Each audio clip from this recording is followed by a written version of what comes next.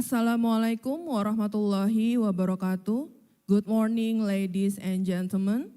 Honorable Dean, distinguished faculty members, and committees from Vellore Institute of Technology and University Malaya, Dean, Vice Deans, lecturers, faculty members, and students of the Faculty of Advanced Technology and Multidiscipline Universitas Airlangga, and all speakers, participants, audiences joining us from around the world. It is my great pleasure to welcome you to Day 2 of the International Conference on Advanced Technology and Multidiscipline ICATAM in collaboration with the International Conference on Innovations in Power and Advanced Computing Technologies IPACT 2025. My name is Yutika Amelia Effendi, and you may simply call me Yutika. I'm staff member from Robotics and Artificial Intelligence Engineering, and I will be serving as your host for today's session. Ladies and gentlemen, before we move on to the main agenda, I would like to ask you a few questions about Day 1 of ICATAM x iPACT 2025. Did you enjoy yesterday's event? Okay. Did you meet new friends? Okay. Did you enjoy the coffee break, lunch, and also dinner? Okay. Did you take some notes from the technical session that gave us valuable insight for our future research and publication? Absolutely, I think. And lastly, did you try the 360-degree moving camera yesterday? Have you posted on your social media, maybe Instagram, Facebook, or TikTok? I posted this morning. Okay. Now, please kindly give a big round of applause to the ICATAM committee members for hosting this year's event very well. Ladies and gentlemen, before we begin today's program, let us take a moment to pray. I kindly invite everyone to pray according to their own faith and belief, so that this event may run smoothly and bring benefits to us all. Please join me in a moment of prayer.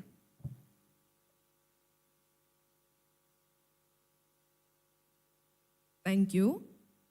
Ladies and gentlemen, continuing from Day 1 of ICATAM x iPACT 2025, today on Day 2, we are delighted to present more amazing sessions, including keynote speech and a focus group discussion.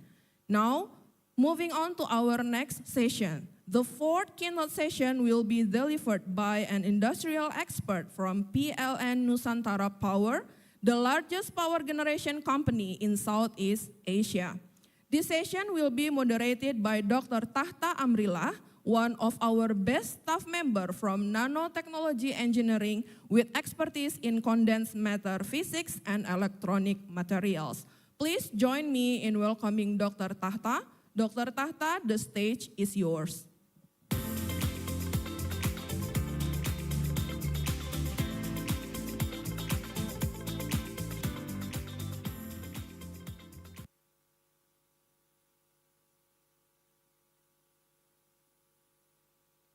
Okay. Okay, check. Very good afternoon. Very good morning, everybody. Sorry. Okay, in this good opportunity, my name Tahta Amrillah from Nanotechnology Engineering, Faculty of Advanced Technology and Multidiscipline, will be your moderator. Today we will have Muhammad Yunan Nasution. He's from State Electricity Company in steam power plant. He will give some presentation about biodiesel implementation in electrical power generation. I think, please welcome Professor Bapak Muhammad Yunan Nasution to the stage.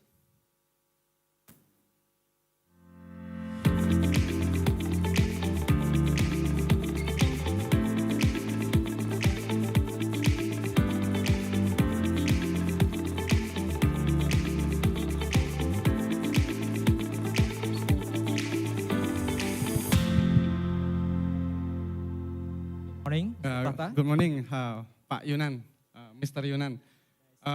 Yeah, nice to meet you too. So today you will have some presentation about the biodiesel implementation that Right. probably already been implemented in the PLN, right? Yeah. Yeah, in Today, PLN. please welcome Prof. Yunan to give some talk. You have a 40-minute discussion, and then we will have some discussion about probably 10 or 20 minutes. Okay, thank you. Can I stand up? Sure, you can Okay, start. thank you, Mr. Tata. Tata, what is the name is for moderator? Mr. Amelia, right? Not moderator, MC. Oh, MC, I'm Amelia. sorry, Yes. Amelia. And Mr. Tata is a moderator. Thank you. Wow. Let me pull down here. Thank you. Selamat pagi. Okay, I know most of you come from Indonesia. So firstly, I greet you. And how to say in India, namaskar. Namaskar. Thank you. Good morning, everybody. Good morning. I cannot hear you. A little louder, please. Morning. Wow. You have a smiling face. Smiling face. I'm sure you are happy here. I'm sure you will happy stay at glance or live in Indonesia. I can look at your face. Yeah, I can look at your face. And for the students too. Today's, you are not the only one that happy. I'm also happy. Because not only I can stay in front of you, but I'm also happy when I come into this university, I saw a lot of beautiful scenery, beautiful plants, yeah, beautiful plants with colorful flowers, yeah, from the kid to my way to be here in Nano building. Yeah, it's a beautiful scenery. There are many plants, yeah, on my way to be here. There are many plants, there are many flowers. And at the moment I breathe, I take a deep breath.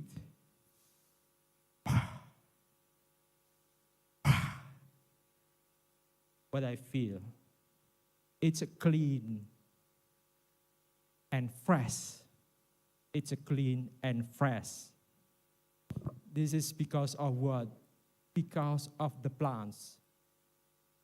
Today, we will talk the usage of the plants. It's not only to make my breath, to make the air clearly, to reduce the pollutions, to reduce carbon monoxide, but it's also to be our next alternative energy. Yes, to be our next alternative energy. Wow. I look at this. I think it will become our next energy in the future. Yes. So that's why I talk about. Mr. Tata, can you show my presentation, please? Okay, firstly, I will greet Mrs. Didin, Mrs. Dian Ekawati. Okay, welcome to Nano. And I greet to Mrs. Dini. And I will greet, excuse me, I have to read. I cannot. I'm sorry.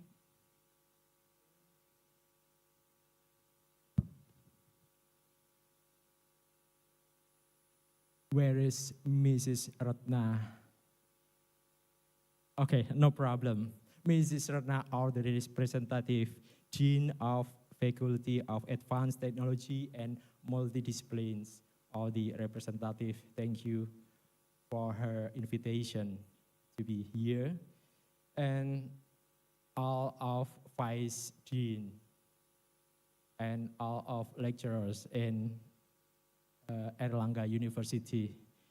And also I greet to Dean of School of Electrical Engineering, Vellore Institute of Technology, India, Professor M. Kausalya. Thank you. Give applause to Professor Kausalya. And all of your teams. I'm sorry I cannot mention one by one. And also Dean of School of Electrical Engineering, Vellore Institute of Technology, Dr. Jasmine Femina. Is she here? Okay, no. And all of your teams. And maybe there is Professor Hasli bin Mokhlis from University of Malaya. No, here. Okay, and all the teams. Welcome to Indonesia. Okay. Okay, let's discuss about the topics.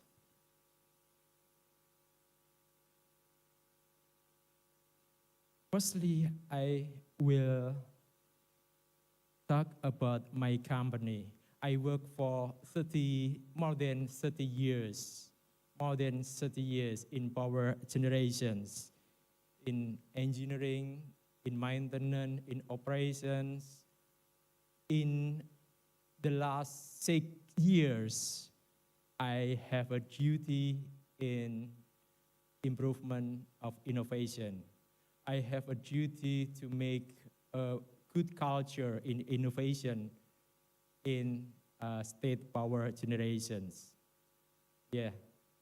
So that's why I take this topic to be discussed today. Next. Okay. Firstly, I will show you that my company belongs to the government. This is state power generation, and in Indonesia we call PLN. PLN, it stands for Perusahaan Listrik Negara.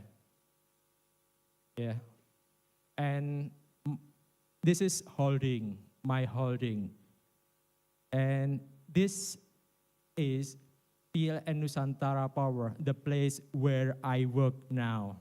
The place where I work now. I work for PLN Nusantara Power since 1994.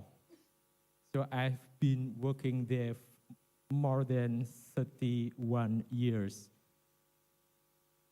You know, somebody here can guess how old? It's me. How old? Me. Please raise your hand. Miss Tahta, can you guess how old am I? 45. 30. Okay, maybe someone out there? Okay, 32. You know, I am 51. I am 51. Oh, 20. No, I'm not 20. Okay, I'm 51. And every day I do some exercise, especially in gym. I have a gym equipment in my home and in my office. So twice a day I got a gym. Besides this, I am afraid of using sugar. Maybe both of them can make me look younger than my age. Okay, next to the slide. Mr. Tahta, what time do I have? Still a long time? 13 minutes. 13 minutes. Okay, I have to go faster. Okay, next. We have 8,000 megawatts in electric total production. And it divided by coal power plant. Coal, you know coal? In Malaysia, we call arang batu. In Indonesia, we call batu bara. In India, koile, right? Coal. Cool. It's coal too. Okay, and this is our power plants located in Kalimantan, Sulawesi, Sumatra, and Java. More than 6,000 megawatts use coal as a fuel, and more than 12,000 megawatts use gas and diesel and hydro as a fuel. So this we will talking about diesel power generation, and 1 megawatts solar panel from the sun. Okay, talk about biodiesel. Biodiesel. This is an alternative energy. Biodiesel is alternative energy or alternative fuel that made from renewable biological resources such as vegetables, oils, or animal fats that can be substitute for fossil fuel, because you know fossil fuel is limited. Someday fossil fuel will running out. So we have to have alternative energy. Today we talk about the plants. Okay, there are many raw material or the source to make a biodiesel.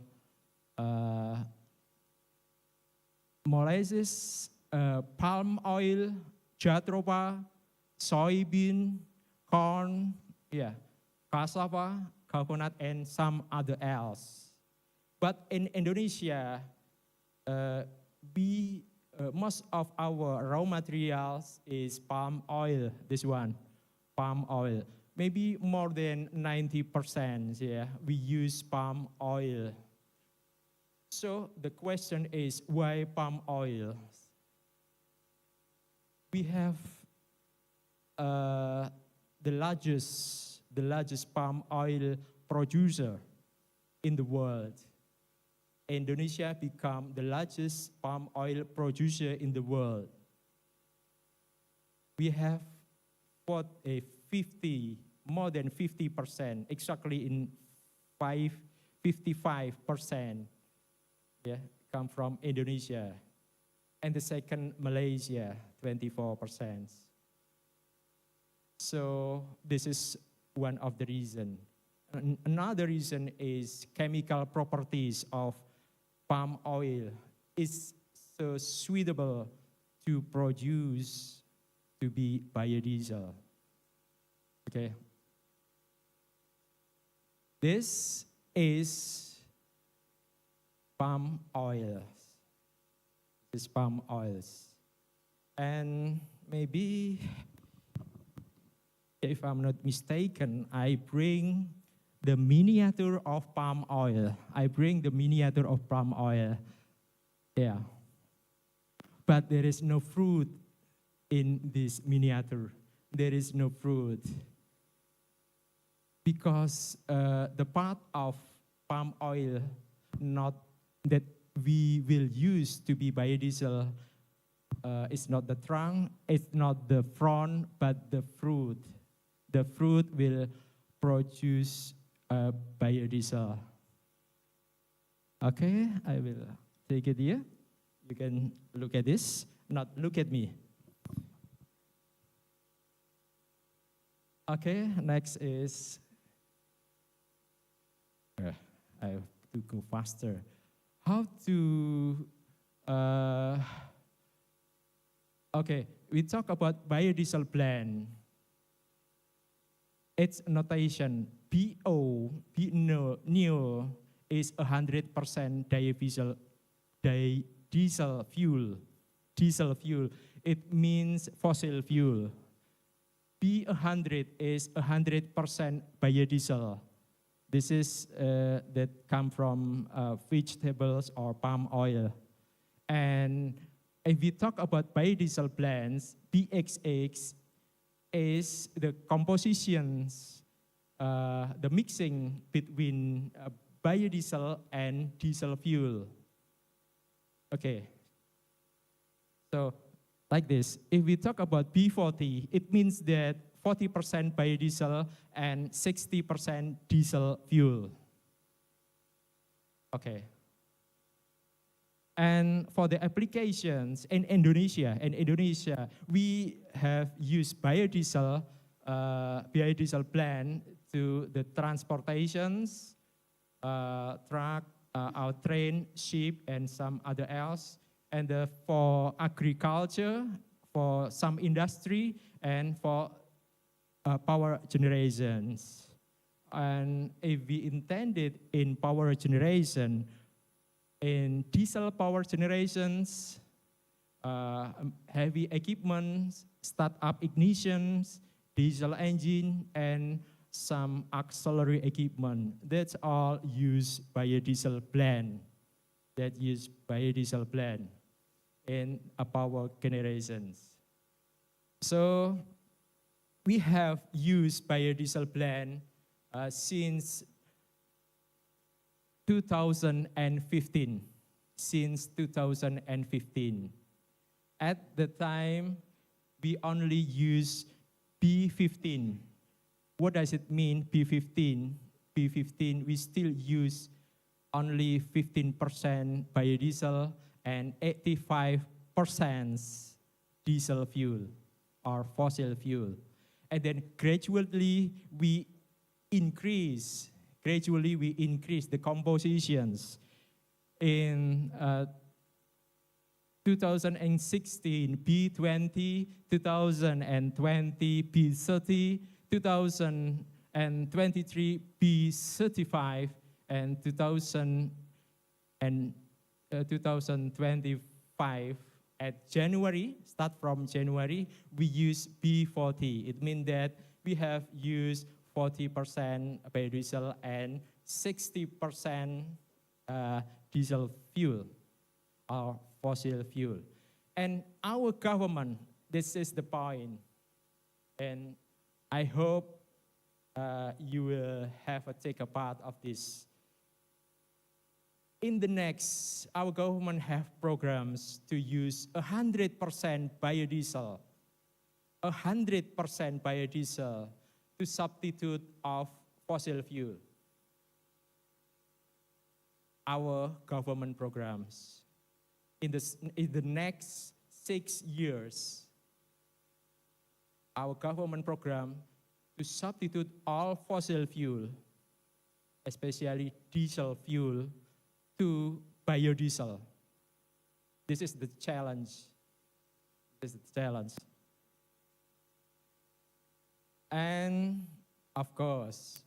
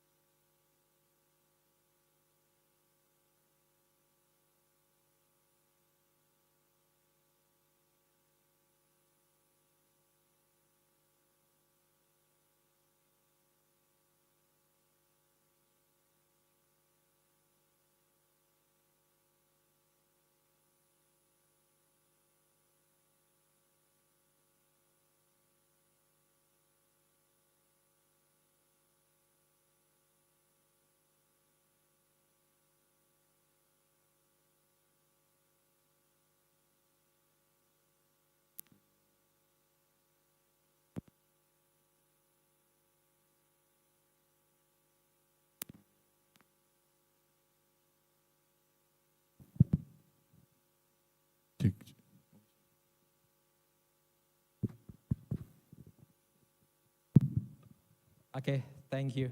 Thank you. Okay, go to these slides. Of course, if we want to make a higher compositions, we have to get trial first. Get trial first, yeah, to make sure that the consequences is okay, our performance is okay, our fuel consumption is okay in our all parameters, such like pressure, vibrations, and the fuel consumption is okay. Yeah. Every we want to make a higher composition, we must do this trial to make sure that everything is okay. Okay, this is the trial sum of. Okay, every action, every programs, everything must have consequences. Every program, everything must have consequences, including these biodiesel applications. Yeah, because of using vegetables or plants or seeds to be raw materials, it means that usually there will be water presence. There will be water presence. More biodiesel composition, it means that more water presence. What's the meaning? We know that the water, by the water, the microbe can live. The microbe can spread, can become higher, large and large. And it means that the biodiesel can be a sludge,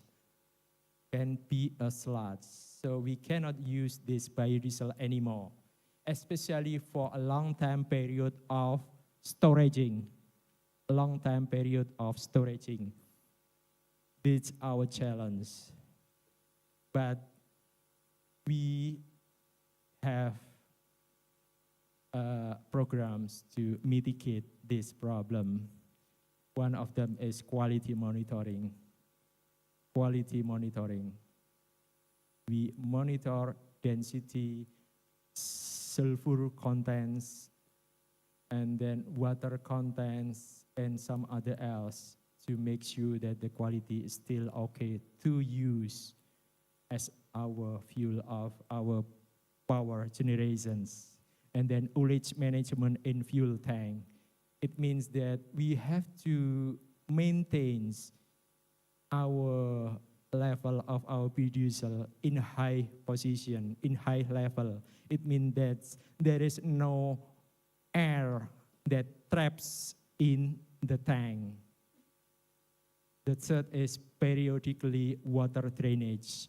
Because of the density of water bigger than biodiesel, it means that the water must be in the bottom. So we have to drain. Okay, the next is install water removal. This is some equipment to reduce water inside biodiesel, and also additive applications.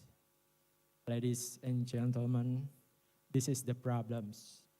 So at last, I ask you to get a part in these problems. If we talk about innovations, some of innovation come from problems.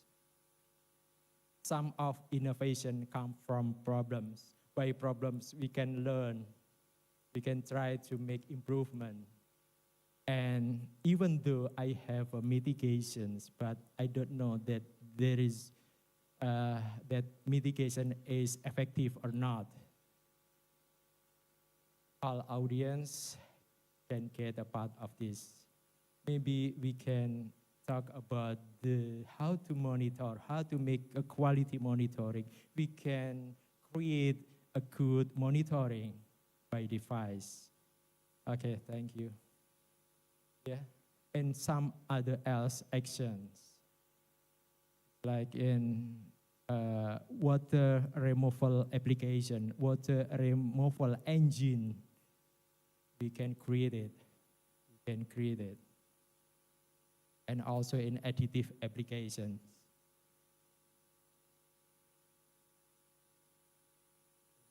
In my final presentations, I want to ask you, and maybe I want to open your mind. What about if someday our energy is running out? What about someday if our energy is running out? Fossil fuel is limited. Coal will be running out. Fossil fuel will be running out. So minimize, we have something to be our security of energy. We have these plants, so you can plant at your home. Yeah, you can plant this at your home. It can save your life, because a transition to clean energy is about making an investment in our future. Thank you. This is all for my presentation. Thank you. Assalamualaikum warahmatullahi wabarakatuh.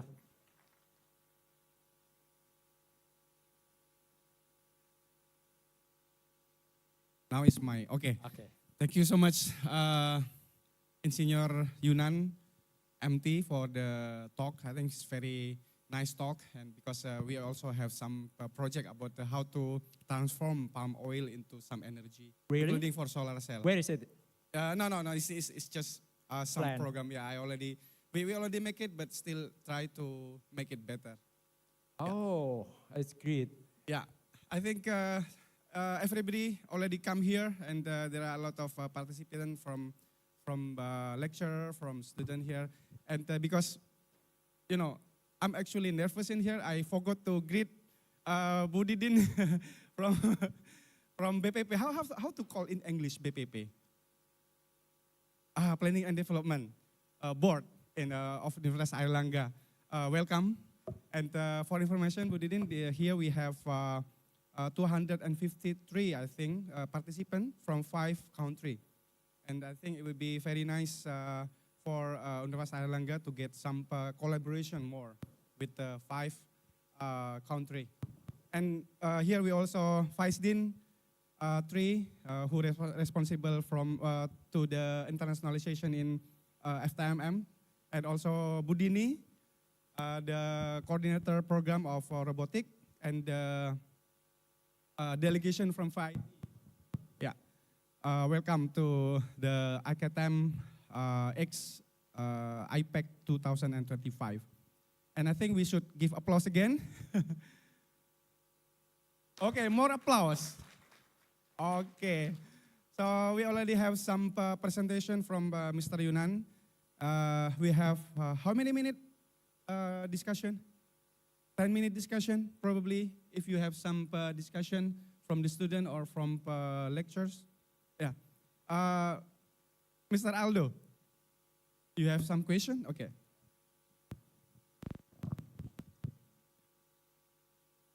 Please tell your name, please. Okay. Thank you very much, Mr. Tahta. Thank you very much for the presentation, Pak Yunan. To introduce Sama-sama. myself. Yeah, I want to introduce myself. My name is Aldo. I'm from Robotics and Artificial Intelligence. Yeah, I'm one of the staff there. I have a question. You bringing about what is that? The biodiesel. Yeah, biodiesel. We know that because it's sustainability. It has sustainability. It's different with the fossil fuel. But we all know that biodiesel end up in internal combustion engine. So we will use that for moving the internal combustion engine. How you can encourage us with the use of biodiesel? It will good for environment because it will used in internal combustion engine. Maybe there is another solution, or maybe some optimization. So the effect to environment will be less detrimental than now. Maybe you can encourage us or explain us maybe one of the strategy from the PLN. Maybe I don't know. That's why I'm asking about that. Thank you very much. Okay, thank you. It's an amazing question. Thank you, Mr. Aldo, right? Please give applause to Mr. Aldo. Can I directly answer it? Okay, thank you. Okay, just I said, every program has consequences, including this usage of biodiesel. Yeah. In engines, of course, even though I don't show you in my presentation, there is a decreasing in performance. Decreasing in performance. We use, by using this biodiesel, our performance still lower, but it's still okay. It's still okay. This is, I mean, for the energy consumption. If we compare with the fossil fuel and biodiesel, biodiesel need more volume of fuel rather than using fossil fuel. This is the first. And the second, if we talk about the transition energy, clean energy, we have to do that step by step.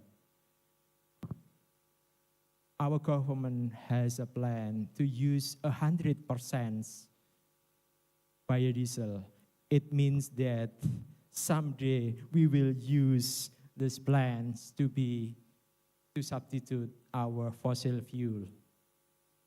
Yeah, but please believe we have the data. We have the data that maybe someday I will give to who is Mrs. Nini. Yeah, Miss Nini will ask me just now ask me to the data of the power plants, and one of them I will give the data in commissioning or in using biodiesel, including performance, vibrations, and pressure. When we use biodiesel, I will give it to Mrs. Nini. So you can look at the data that everything is okay, no problems. We can use it as an alternative energy. Thank you, Mr. Aldo.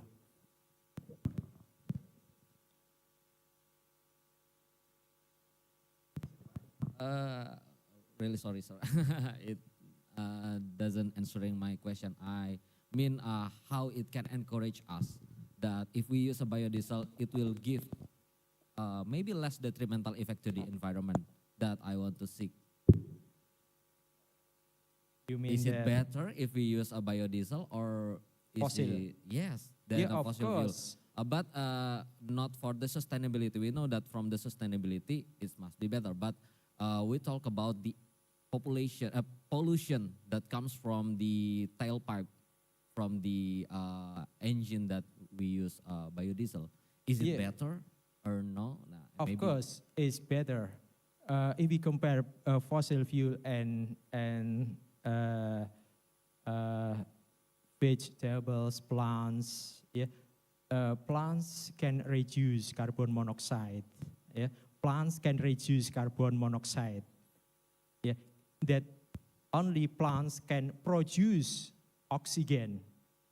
It means that it will be we have better quality of air. Yeah, if we use biodiesel, because as a raw material of biodiesel, it's plants. Okay, that's all. Thank Thank you. Thank you very much. So there will be a closed carbon cycle like that. Okay. Thank you.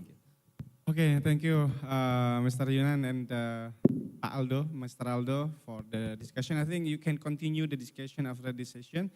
And we still have 3 minutes more. If you have some short question, probably. There is some. Mr. Uta, yeah, he's also lectures from electrical engineering, Oh, sir. electrical. Mr. Uta, Yoga Uta. Di Uta Bali. No Uta ya. I'm sorry. Iya, Pak. I have a little bit trouble in my hearing. Okay, Oke. Mr. Uta. Ya, salam kenal Pak Yunan. Salam kenal, Good morning Pak Uta. everybody. I will take a connection between biodiesel with another renewable energy source. So, Yep.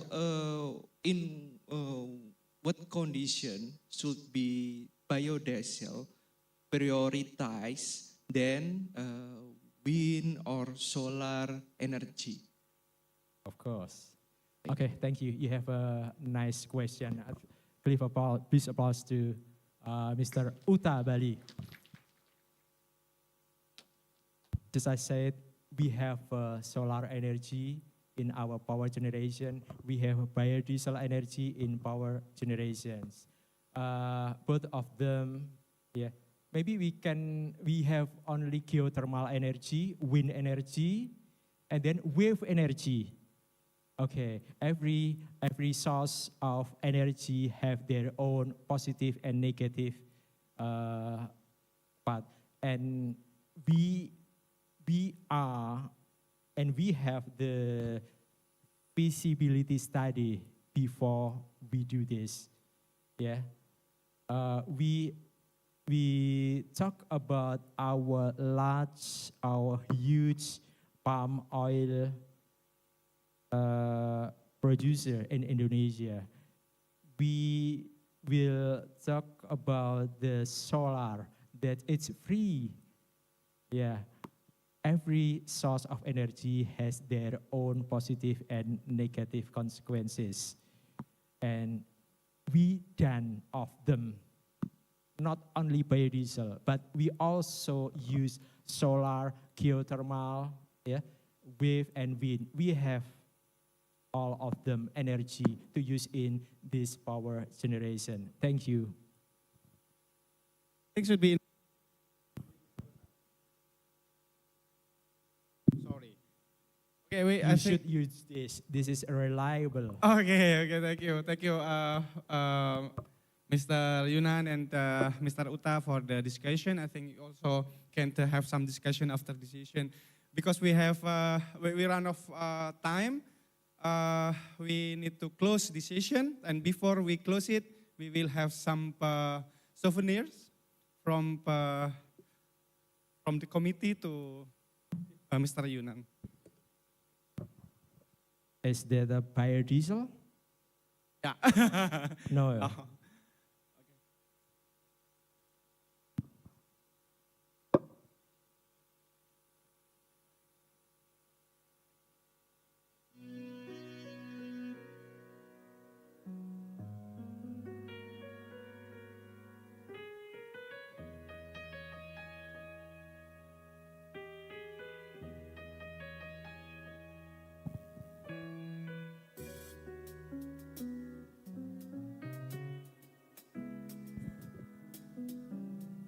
Now we end to the session. Probably I will give this time to Dr.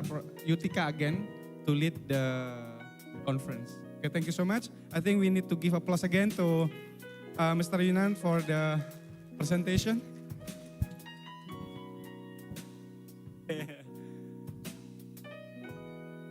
Okay.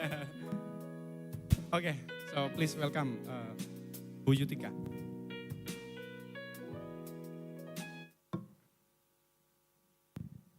Thank you, Dr. Tahta and Mr. Yunan for the great session. Ladies and gentlemen, thank you for your attention and participation. Now it is time for the discussion forum on Sustainable Development Goals, SDGs. The amazing speakers come from Head of Planning and Development Board, Universitas Airlangga, Associate Dean, School of Electrics Engineering, VIT. We are pleased to invite Dr. Septia Devi Yasmirullah to lead this session. Dr. Devi is a faculty member at Data Science Technology. Her areas of expertise include spatial modeling and Bayesian methods. She is also currently DPIC for SDGs in our faculty. Please join me in welcoming Dr. Devi. Dr. Devi, the stage is yours.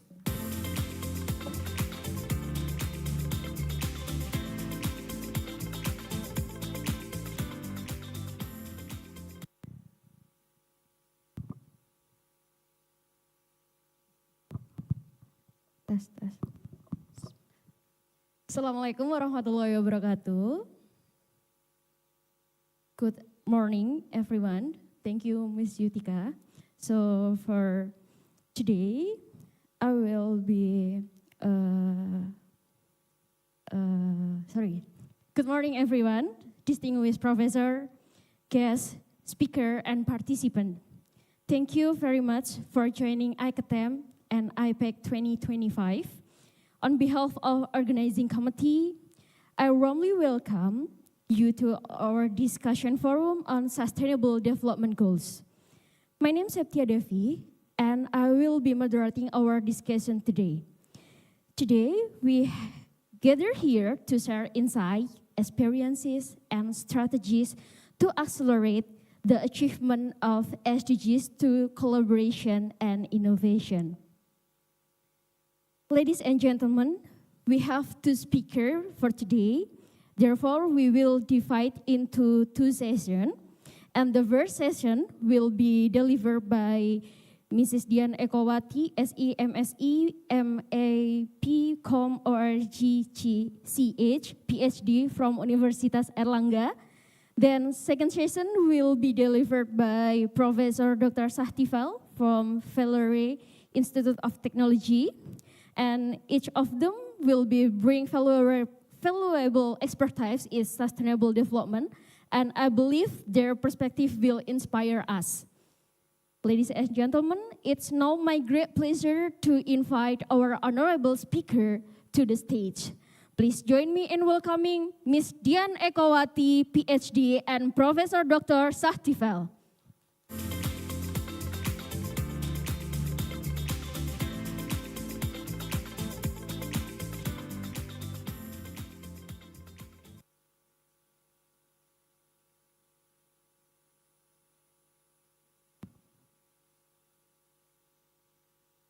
Okay, so ladies and gentlemen, it's my honor to introduce our first speaker today. And Ms. Dian Ekowati, PhD, is an associate professor in organizational dynamics at the Department of Management, Faculty of Economic and Business, Universitas Erlangga. She is lead the Human Capital and Organizational Dynamic major and serves as head of Planning Development Board at Universitas Erlangga. And her research interests focus on SDGs, point 3, which is good health and well-being, SDGs 4, quality education, and SDGs 5, gender equality, and SDGs 12, responsible consumption and production. Today, she will deliver and share her insight through a presentation on signifying global impact, embedding SDGs into research through collaborative action. Ladies and gentlemen, please welcome Ms. Dian Ekowati.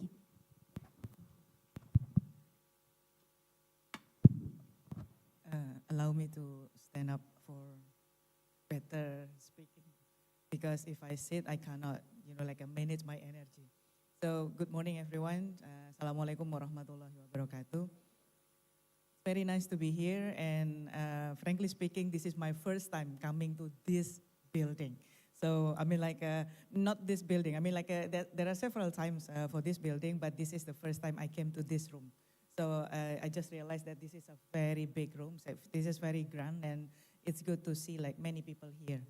Okay, this morning, probably if you saw and you listened to Dr. Devi said some things about my background, it will be out of the topics because I came from management background. I came from business background, but then my study, most of my research relates to the SDGs. But most importantly, I suppose why I am being here at this moment was because relates to my position as the head of the strategic planning board at the university, where the university actually produce kind like ideas for embedding the sustainable development goals into our course of actions. So allow me, Doctor, to present first. My topic today relates to, can I? Here. This is my topic for today, signifying global impacts, embedding research. I mean, like embedding SDGs into research. So, there. And?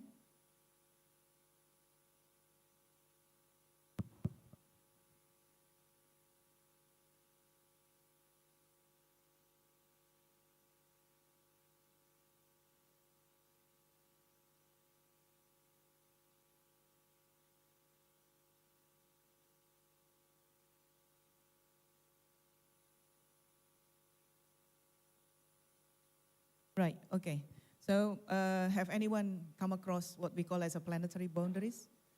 The planetary boundaries is kind of like critical dimensions of how we see the index of healthiness of Earth. So in general, planetary boundaries measures like 7 dimensions, including the climate change and everything. And you can see the developments across these years, from 2009 to 2023. And you can see that there are more breaches. The breach, we see the orange layers. That shows that, you know, like those kind of quality between those dimensions are getting worse.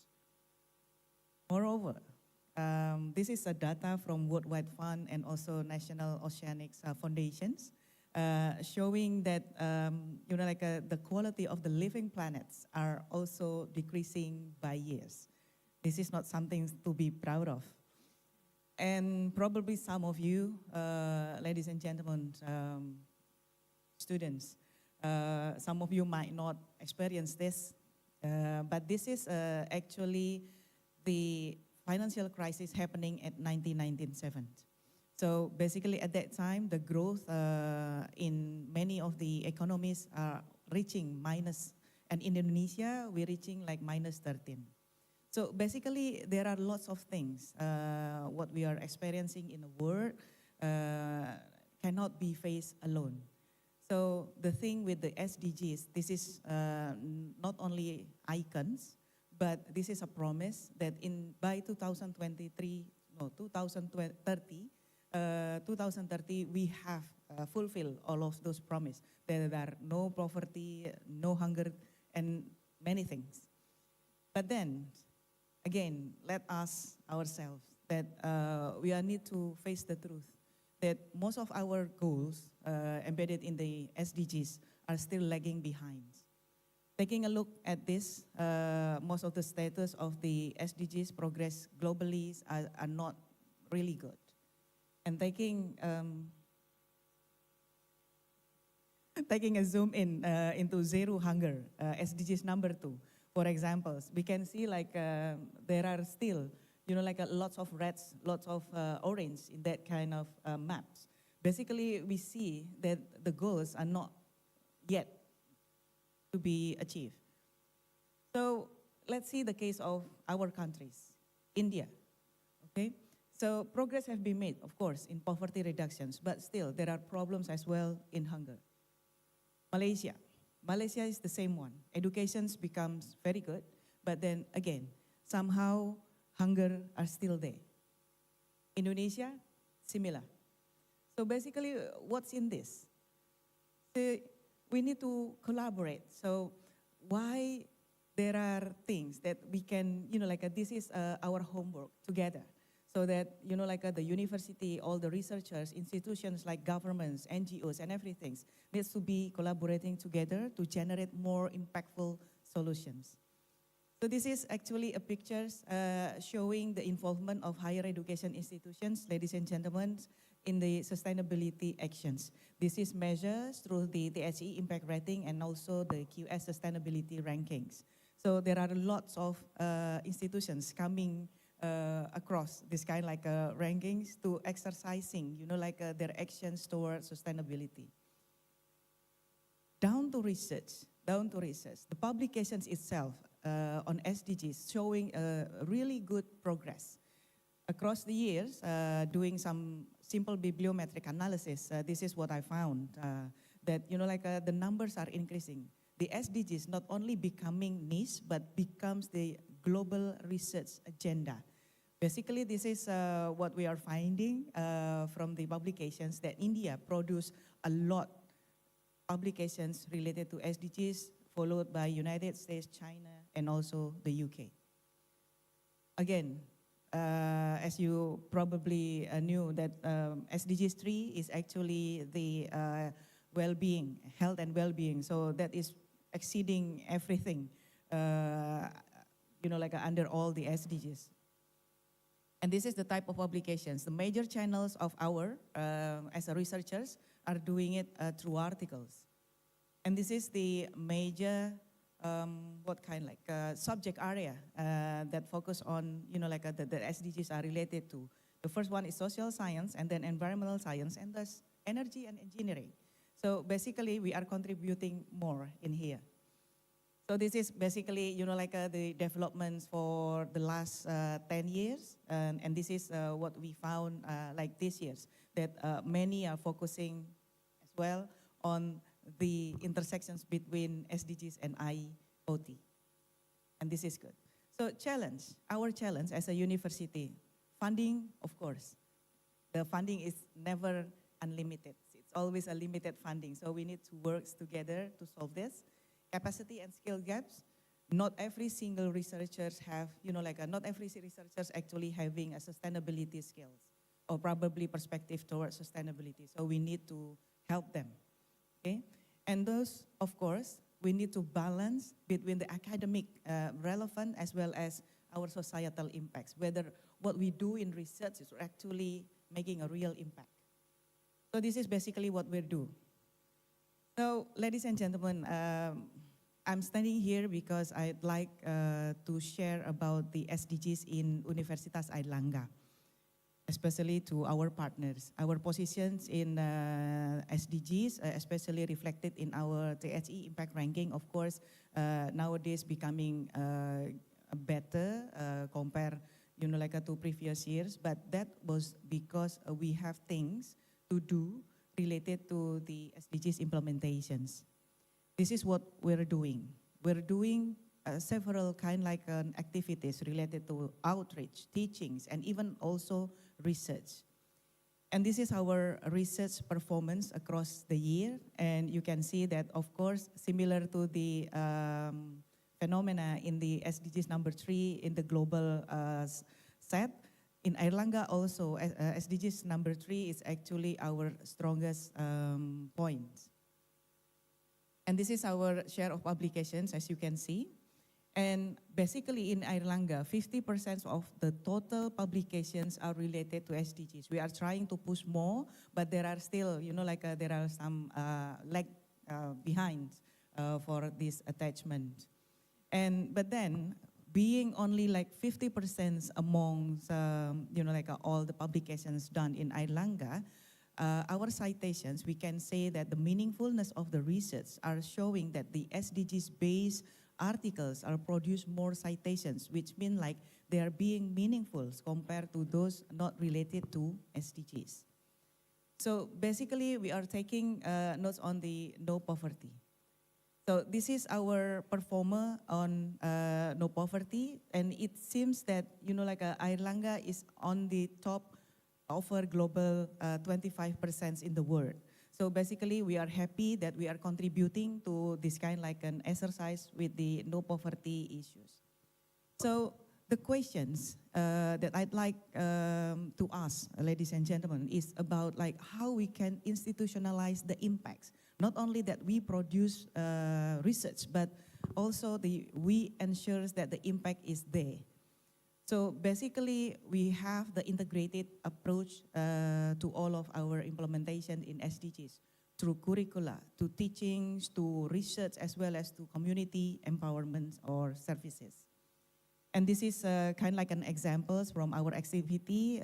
We have what we call as a learning with community or belajar bersama komunitas. And this is how we actually ensures that everyone, every researchers in Airlangga, ensuring that they have the mandated, like embeddedness of SDGs into their research, and also the community development. So basically, everything will be covering in there. And what I'd like to invite was to highlight the collaborative actions. This is how we ensure that although we don't have much resources, but because we collaborate, we can have more impacts through resource sharing. So what we do in Airlangga, for example, we believe that episodic collaboration is not enough, okay? And also we have to have a shared meanings among us, amongst Universitas Airlangga and also the partners. And also we need to overcoming our knowledge boundaries. This is just an example that Universitas Airlangga collaborates with many of our partners in the world, and through different kind like systems. We develop units that enables us to support the collaborations amongst Universitas Airlangga and the partners. We also develop systems that enable us to measure and also to support the researchers, and then we also have the right structures to enable those changing and turning the thinking into actions. So this is some kind like an examples. In Airlangga, we have what we call as a Scholars UNAIR, this showcasing expertise and supporting collaborations with SDGs Tech under each researchers.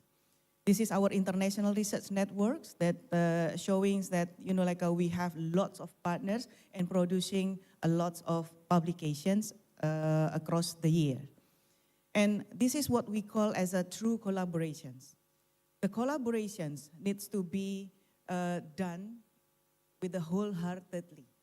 It means like we need to open our mind, to unlearn the hierarchies of learning. This is some kind like an examples coming from Airlangga, ladies and gentlemen. So this is what we call for SDGs 1, several activities with the community, giving scholarships, and also target inclusive access for students from remote areas and everything. And also, this is SDGs 3, where Universitas Airlangga is known as a health promoting university. So we have this kind like a rumah sakit terapung or floating hospital. We have also developing vaccines and help, students in accessing health centers. There are lots of examples, and we would like to underline that this is not only about research. The research is one thing, but then the other one is making sure that everything are interrelated. So basically, ladies and gentlemen, there are lots of things that we can do together. So the next agenda will be, we need to build our collaborations differently. This kind like a conference, like ICATAM, is actually a really good examples of doing collaborations differently. And then the most important thing is that how we change the principles to practices. We have to make sure that everything can be making a real impact. That's, I think, I like to close my presentations with this. This is Antonio Guterres, the UN Secretary, General Secretary, saying that we have opportunities before us to rescue the Sustainable Development Goals. And back to Albert Einstein, last time he says that we need to solve the problems with a different way when we are creating the problems. I'm Dian Ekowati, thank you for listening.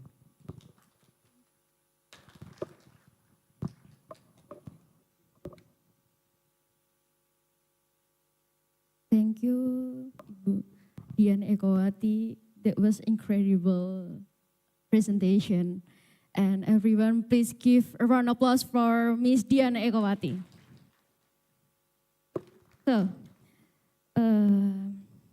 actually, I'm really nervous because of beside of Ibu Dian. I'm sorry, I have a lot of mistake. Yeah, Miss Dian is incredible speaker, I think. But now we will go to the next session with Professor Dr. Sahtivel from Valerie Institute of Technology. And he is a professor and associate dean at the School Electronic Engineering Department of Micro and Nano Electronic, Valerie Institute of Technology. And his academic experience include a visiting professorship at Tor Vergata University of Rome, Italy, and receiving a CTP fellowship sponsored by UNESCO for the international workshop on SoC design in Doha, Qatar. So, ladies and gentlemen, please welcome Professor Dr. Sahtivel. Yeah, thank you. Good morning, ladies and gentlemen. The academic communities, as well as industry communities, research scholars, professors, and my colleagues. It's my pleasure to be here to share our thoughts on embedding SDG goals on global universities and in research environment. I would like to thank Professor Dian. She had shared almost all the ideas with exact data, which could give a clear picture on what is this SDG goals and what are we looking for. Actually looking on all universities globally all over the world, they are the catalyst for innovations and technologies. Keeping this, where exactly innovation takes place, now the question comes, all these innovations are towards the development of human, or if you would have watched the presentation earlier, there was a goal on SDG 3. Can someone tell me what is that SDG 3? Yes? Yes. Good health and well-being. Actually, most of the innovation takes place, but the question is it towards the well-being of the human being? Are all the innovation land towards eradication of the poverty? Are all the innovation guarantee to provide a good health, good sanitation, good proper water, drinking water to different parts of the whole world? When you look at it, then we need to rethink.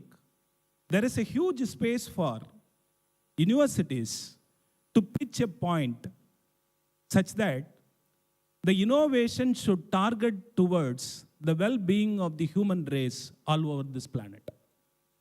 Keeping this in mind, I tried to share a couple of my thought process with what could be the way where universities can pitch in, research centers can pitch in, so as to address this SDG goals.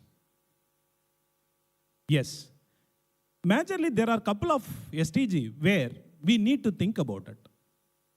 SDG like poverty, inequality. So we were almost crossing more than 21 centuries. Still, we could see in different sectors of this world where inequality exists among the human race, which lead to a disparity in the human and thereby pulls down the productivity of the human race. So, any goal or any achievements, innovations should target towards ensuring equality in the human race. Poverty, climate resilience. In fact, today I could see a couple of talks earlier too. We were exploiting this earth resources in the name of innovations, but the question is, where exactly we need to find a compromising point? Any innovation which come in at the cost of losing the human health and well-being, definitely at the end, at the long run, we cannot appreciate that to be an innovation. So, when I say climatic resilience, you could see at different sectors of this world, already this climate condition has popped out. It is showing its face on different places, starting from drought, huge cyclones, wherein enormous amount of human life has been wasted. So any innovations need to be targeted towards making sure the climatic resilience should be ensured. Peace, justice as being a part of this SDG. All the goals, research goals, should get aligned towards the societal need. And where do we look in for SDG that need to be increased on the research centers or research universities? Particularly, we end up with a point, what do you call it, as a funding. Do we have a separate funding? Or does UN have any body to support this? Yes, there are a couple of universally networking organizations like SDSN, then UNRI, UNAI. These are the organizations which come again to form a global networking such that some sort of call for could be very deliberately made so as to address these SDG goals, so that a global networking can be formed and which could address the global need. As I said, always universities are the catalysts. They are the starting point and the promoting point for any sort of innovations which break through in this world. So this all innovation should come up with a caution whether it is going to enhance any of this SDG or mapping this SDG towards all this research innovation becomes a point of alignment. The current scenario is we have bits and fragments of researches going in different parts of the world. We find it difficult to integrate this research innovations targeting or mapping towards SDG.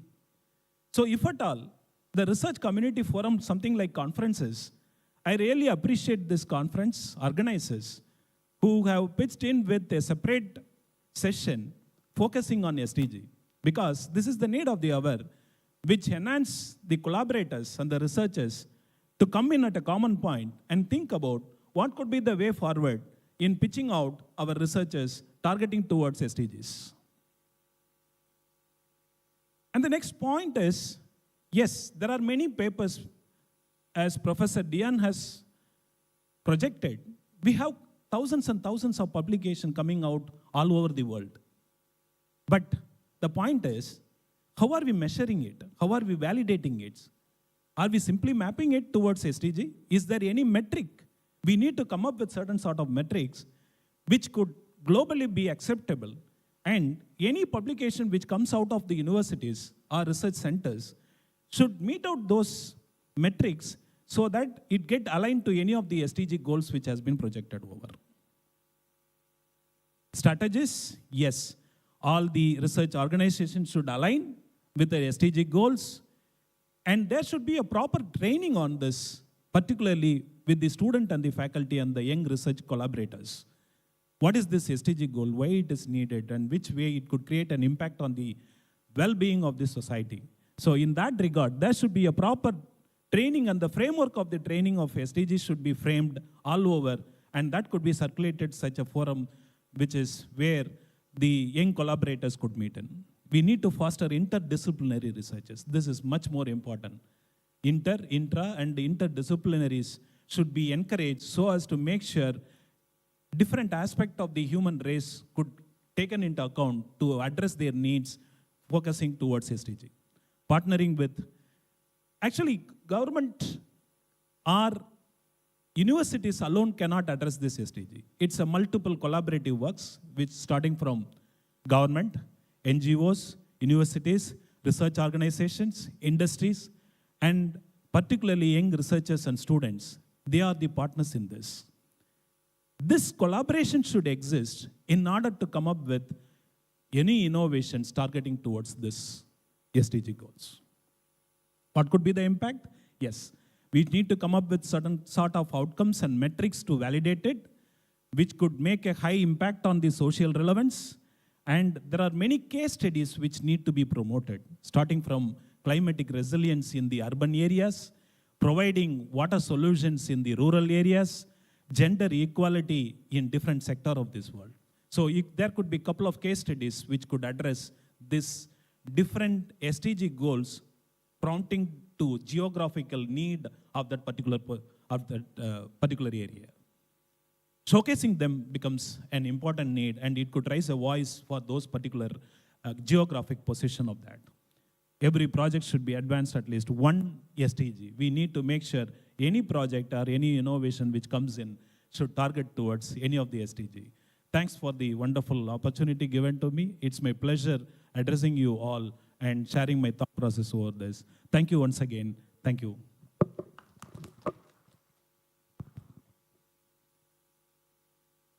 Thank you, Professor. That was incredible presentation. So, ladies and gentlemen, now we will move on to the Q&A session. So we invite the audience to raise their question. Before we begin, let me remind you, please state your name and affiliation before asking your question.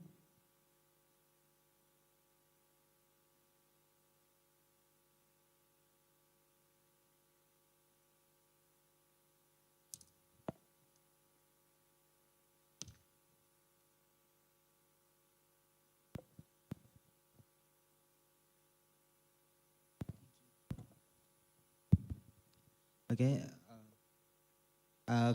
Good morning. My name is Muhammad Bilagera from University Airlangga.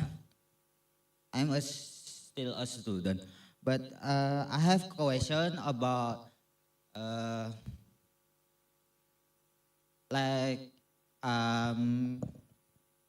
what have the president say that there are many research papers we have many research papers, but still there is none, but there are little application to the world that makes the SDG still in the low level. So my question is, yes, we have many research papers, but the people especially for the poverty, who doesn't have money or computer or the phone that for looking the research paper, there's still the problem itself for helping the SDGs goal. So what's the point if the have research paper, but when we are doing application,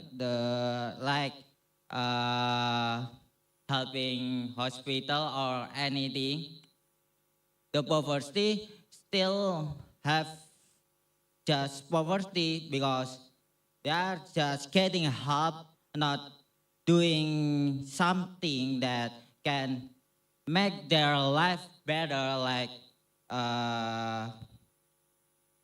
reading some research paper for making products for business or anything. So that my question is about that. Thank you.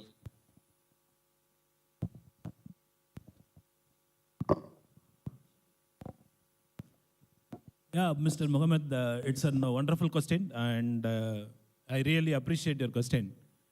It's, again, a very nuanced question which is pitched in.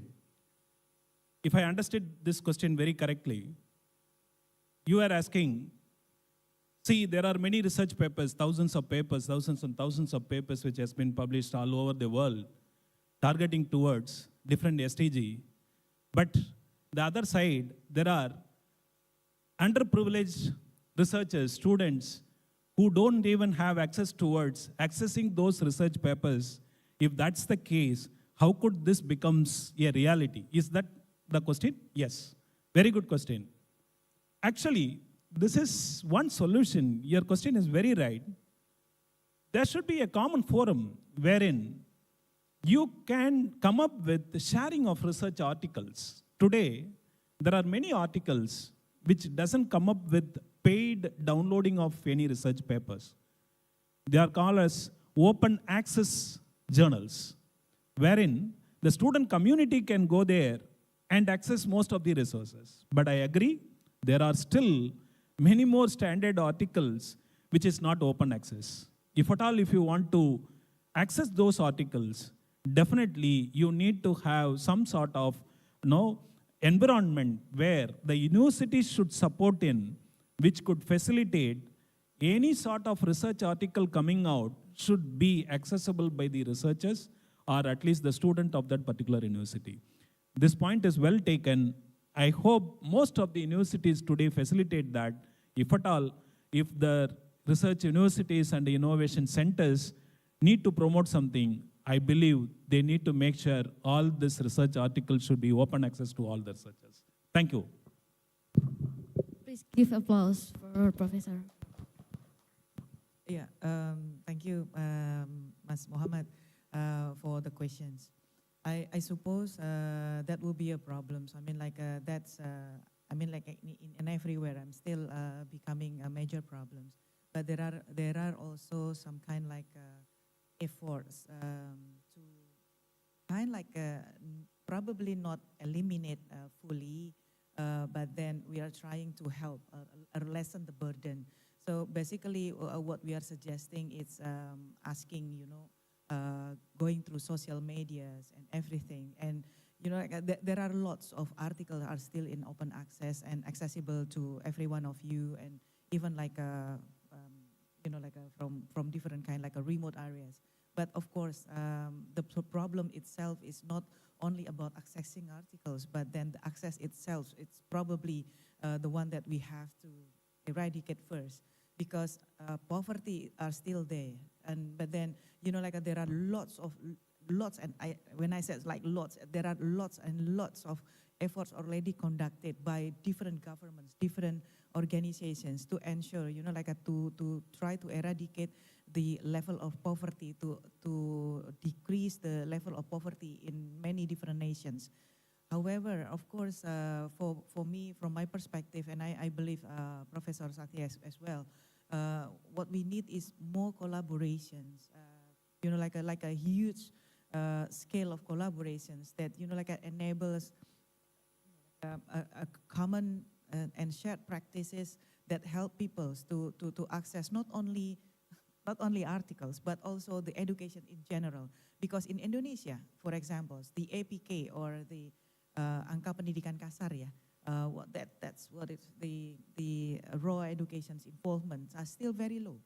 Not only, at the university level, even in the basic educations are still low. So when I said at the beginning that, the SDGs, there are 17 SDGs, it looks like they are different in, in things. But in fact, they are related to one of another. When we talk about no poverty, there is no poverty will be eliminated without good educations. And no poverty means like you don't have hunger in your country. So everything is related, and it cannot be only solved through one kind like a perspective, but it has to be like comprehensive and integrated. So that's why we need more and more people and more organization, institution, as well as different kind like a backgrounds and people to work together, and we do what we can do. So for me, I suppose, you end with a single step. For me, my thought would be like, you do what you can do to help others. So that's it. I mean, of course, you cannot make everybody happy. You cannot save everybody, but then at the very least, you can help the people surrounding you. That's why, for example, this is my case, ladies and gentlemen. Whenever I found students asking for example, they cannot access articles, I can help, okay? So come to me, simple things like that. I suppose you can help your friend, you can help, many of your fellow students in different countries, for example, things like that. Thank you.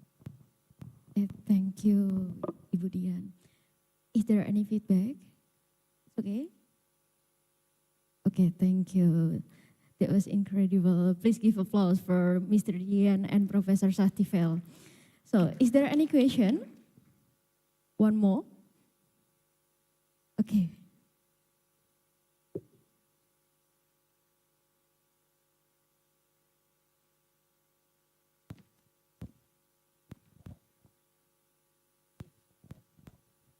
Okay, thank you very much. First of all, I want to introduce myself. My name is Mariama from Universitas Erlangga. Actually, I have two questions for Dr. Satifel and Dr. Dian. Okay, maybe the first question is for Dr. Dian. You mentioned in your previous slide, you said the world is still struggle in SDGs 2. Or zero hunger, but why the publication is focused on SDGs 3? Okay, for the second question for Dr. Satifel is, you said measuring impact in publication is not enough. So what is the best strategy to do that in your opinion? Thank you. So sorry, can you come again, the question? What is the question? The question for, okay, if the word, For me. okay, for Dr. Satifel is measuring impact in publication, you said it's not enough. Oh. But what is the best strategies in your opinion? Okay. Impact. You mean? Okay.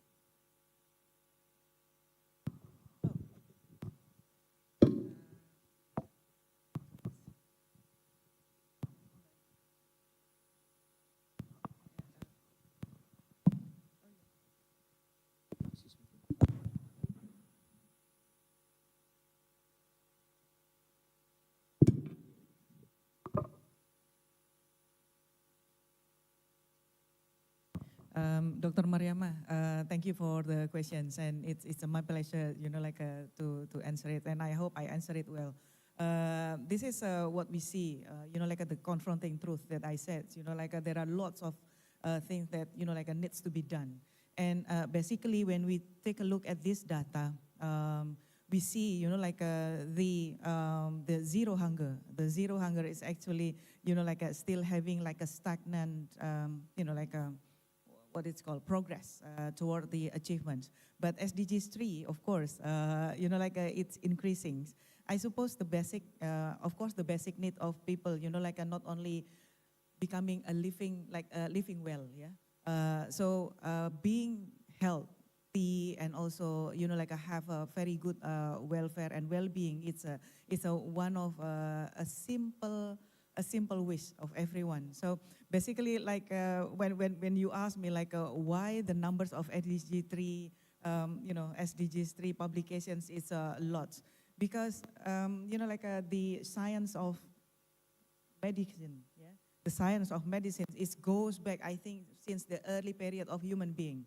So that was why I suppose the concerns about the health and well-being becoming more and more important nowadays, but it has begun since earlier on.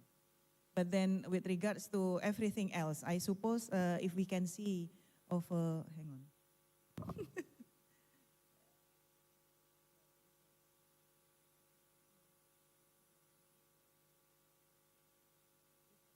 If you can see, I mean, the whole things, I think they are, making a similar progress altogether. But then compared to the SDGs 3, one thing that I knew, for example, myself, okay?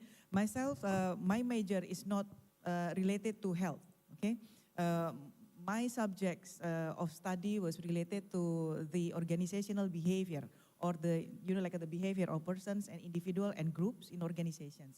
But that kind of things, most of my publications relates to the SDGs number 8 with regards to decent work, but everything else, I mean, when we talk about how organizations, feel with people, and how people, taking actions in organizations, how we interact with each other, it's all about well-being. So basically, almost everything, zero hungers relates to well-being, okay? And then, of course, poverty relates to also the well-being. So basically, this is not a mutually exclusive, like a record. Each of this is not standing alone SDGs. They are interrelated with one of another. So that's why it counts like the number of SDGs 3 is multiplied by, I don't know how many. But then that was the reasons. Although like the concerns on the SDGs 2, but SDGs 2 will not be exist without SDGs 3. Thank you. I believe your question is towards climatic resilience. I mean, is it towards that point? Yes. Yeah. See, as such, all over the world, you are aware that today the scenario is like people are targeting or exploiting the use of fossil resources. You are aware that all over the world, there was a conference targeting towards how come each country could go ahead and make zero carbon budget. Of course, different companies, different countries, they come forward to make sure that the carbon budget is going to be zero, and they have promised in the global forum. The idea behind that is, yes, today we use fossil fuel for almost all power sectors. Most of the places, if you see, though I say I generate green energy, to generate green energy, I am again burning fossil fuels, right?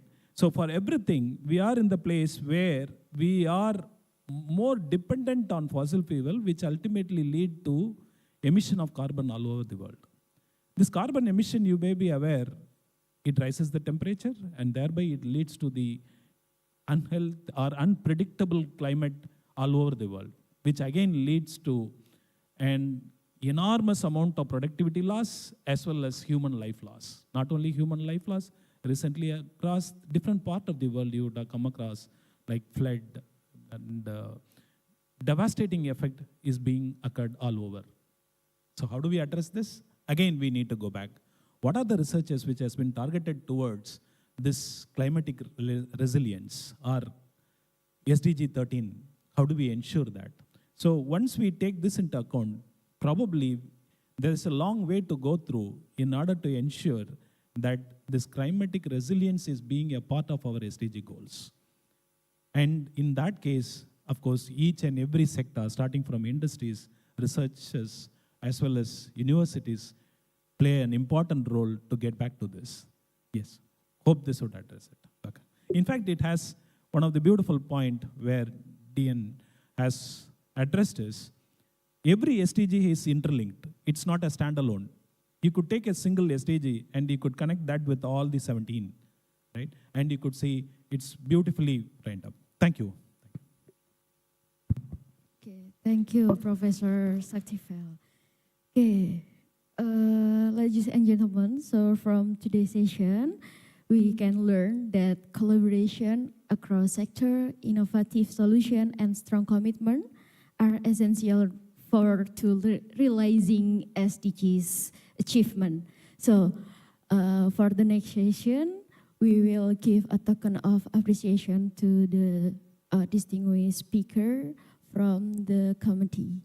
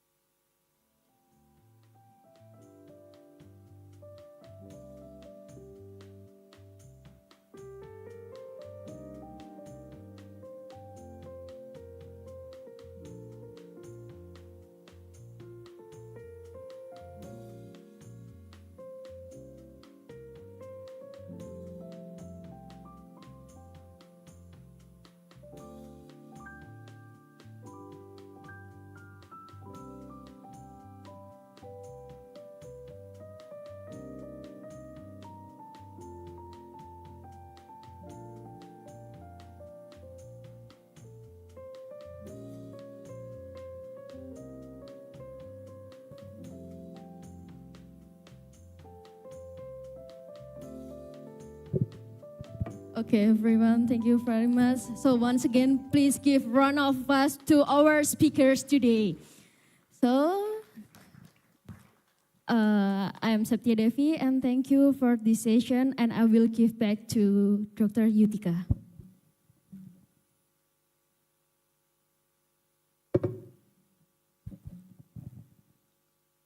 Okay, thank you, Dr. Devi, Dr. Dian Ekowati, and Professor Saktivel for the very interesting FGD topic.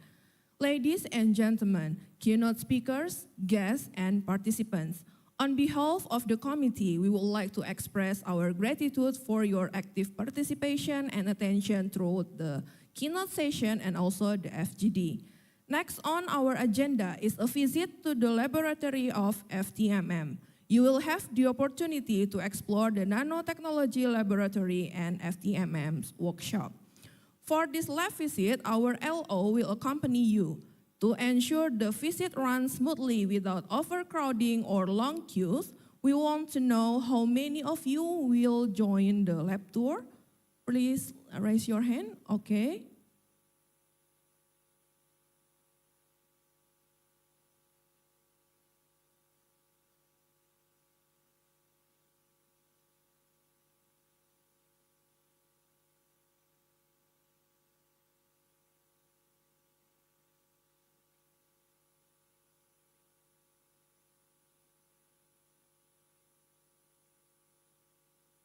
Please raise your hand again.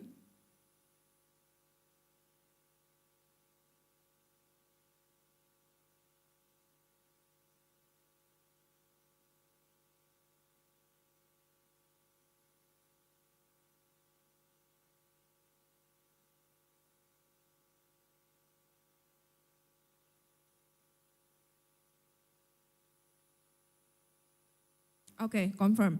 For those who want to join, please wait for the LO to assist with the arrangement. Before we proceed, I would like to remind you that after the lab tour, you may come back here as we have the coffee break.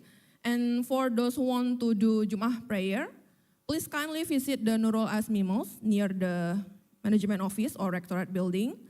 And we would like to remind you that please be back here at 12:30 for having lunch. For all students, please stay seated for a while and don't forget to join the technical session at 2 p.m. So finally, I close this session. We wish you enjoyable lab tour, coffee break, and also lunch. Thank you so much.